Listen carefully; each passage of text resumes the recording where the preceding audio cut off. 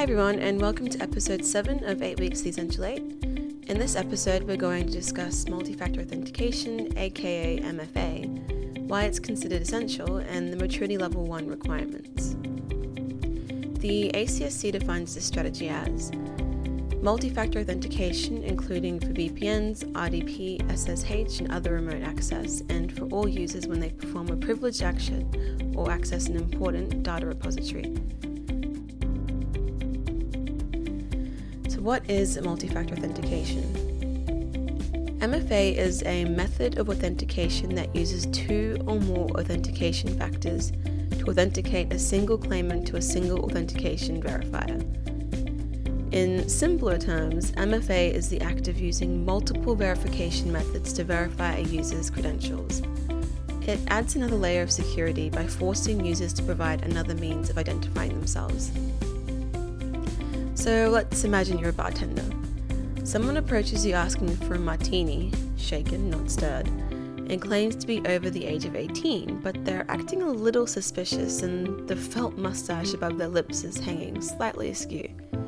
So you ask for ID and everything seems to check out. The ID card looks legitimate and the photo resembles them exactly. But we all know that licenses can be forged or stolen, and identities can be faked with mustaches purchased from costume stores. The digital world faces much of the same challenges, minus the fake mustaches. Think of your password and username as your ID. This too can be stolen or forged by adversaries, and it's easier than you may think. Phishing scams and data breaches both pose serious threats to security of your login details and information. But MFA can offer much better guarantees. In fact, a striking statistic is that MFA prevents 99.9% of identity attacks if implemented correctly. MFA is based on a combination of different authentication factors. Authentication can come in many different forms, such as a password, a PIN, an SMS code, or facial recognition. But these on their own are not enough to secure your account against cyber attackers. You need to use at least 2 different authentication factors for it to pass as MFA. These factors are biological, or who a user is, knowledge, what a user knows, and possession, what a user has. Here are a few examples of each factor. The knowledge factor. This factor is based on what the user knows. Some examples will be things like a 4-digit PIN, a password, or information like your mother's maiden name or a previous address. The possession factor. This factor is based on what the user has.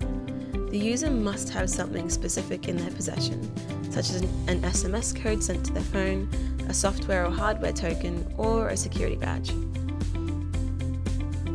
The biological factor. This factor is based on what the user is. Examples of biological verification methods can be retina scans, fingerprint scans, facial recognition, or digital signatures. By applying 2 or more of these different authentication factors, you make it significantly harder for adversaries to gain access to your devices, networks, systems, and sensitive information.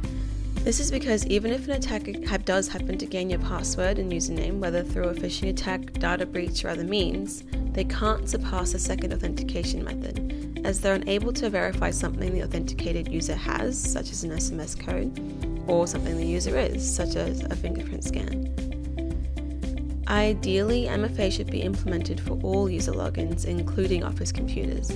If this is impracticable, then you should at least ensure MFA is being used by all users who have access to sensitive data and information, have admin privileges, or have remote access. Which brings us to the maturity level 1 requirements. Requirement 1. Multi-factor authentication is used by an organization's users if they authenticate to their organization's internet-facing services. When users are, for example, accessing your network remotely, they must be using multi-factor authentication in order to verify and approve their access to your network. Requirement 2. Multi-factor authentication is used by an organization's users if they authenticate to third-party internet-facing services that process, store, or communicate their organization's sensitive data. In An example of third-party facing services that store your data would be a cloud service, whether that be Microsoft, Google, or AWS. And thus users should be using MFA when requesting access to those services.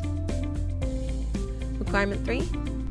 Multi-factor authentication, where available, is used by an organization's users if they authenticate to third-party internet-facing services that process, store, or communicate the organization's non-sensitive data.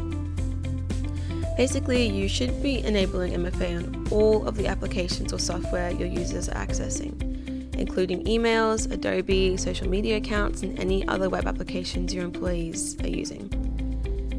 You'll find that most apps will offer MFA, so check the web apps and internet-facing services your organization uses for the option to enable MFA in their settings. Then go ahead and enable it for those that do. Requirement 4. Multi-factor authentication is enabled by default for non-organizational users, but users can choose to opt out if they authenticate to an organization's internet-facing services. This one might not apply for a lot of organizations, but in short, you're expected to enable MFA by default on your internet-facing services that are used by non-organizational users, such as clients or customers. So let's use a university as an example. Each student is given an email account that is activated by the school. MFA should, by default, be enabled for students who are logging into their accounts, with the option to opt out if they choose. So where do you start?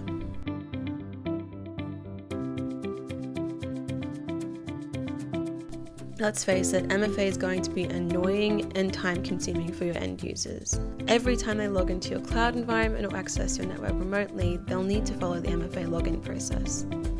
Every single time. It's not fun, but it is necessary, and unfortunately, it's something that they'll need to get used to. The first step is to take a look at your cloud environment. Now, most major cloud services, including Office, SharePoint, Google Cloud, Azure, and AWS, offer basic MFA features in their settings. Make sure to enable this in your admin panel for the users in your organization. I've included a few MFA setup tutorials for Microsoft, Google, Azure, and AWS in the episode 7 blog post. You can also consider using Microsoft Authenticator or Google Authenticator, available for iOS and Android devices. With Microsoft Authenticator, users can receive sign-in notifications through their mobile that they then can approve or deny, or use the app to generate EWOTEE verification codes. You can read more about this in the episode 7 blog post as well. When it comes to robust and powerful MFA security platforms, we recommend Duo. Duo natively integrates with any application or platform, including Microsoft software as a service tools or on-premise environments. But perhaps most importantly, it can be used to add multi-factor authentication to your VPN or remote access client. Using the one security solution, you can consolidate all your MFA requirements and easily deploy it across your applications, your cloud environments, your VPN or remote access clients, and your devices. And that's it for multi-factor authentication. As usual, if you have any questions, please don't hesitate to contact me, and I'll see you next time.